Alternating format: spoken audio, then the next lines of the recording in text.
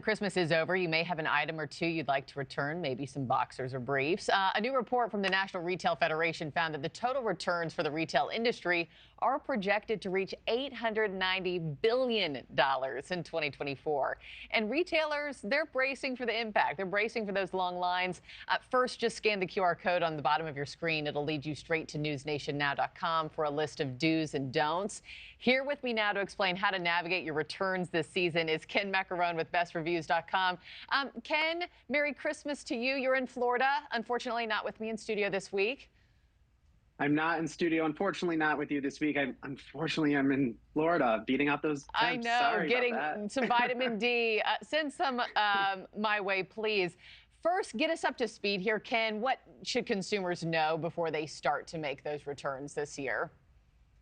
Yeah, no, in addition to in that report, what we found was the $89 billion was that 76% of those consumers that before they even made those purchasing decisions were taking into consideration what those return policies were going to be and how they were going to impact their gift giving this season. And because of that, 2/3 of retailers now are going to make changes to their return policies to make it even easier for consumers to get what they need. And that's including so many different things. Like right now, you'll see things on receipts 30 to 90 days.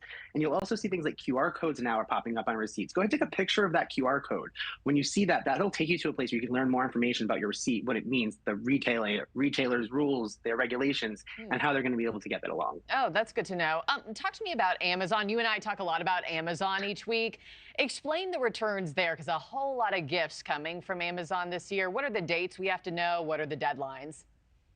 Of course, Amazon, as a lot of people having them to their front door, makes it really easy. If you bought your items between November 1st and December 31st, well, those items, they have until January 31st to be returned. So think of it more like once that item has been received, that's when that clock starts ticking down for that 30 minutes. That was 30 days, sorry. But then the Apple brand products, those are purchased between November 1st and 31st. Those can only be returned until January 15th. So most products, 31st, Apple products looking at the 15th. Okay, so working with about a month here. That's good to know. What about those brave enough to battle all the lines, Ken? I mean, what should we know about some of the major retailers and their return policies?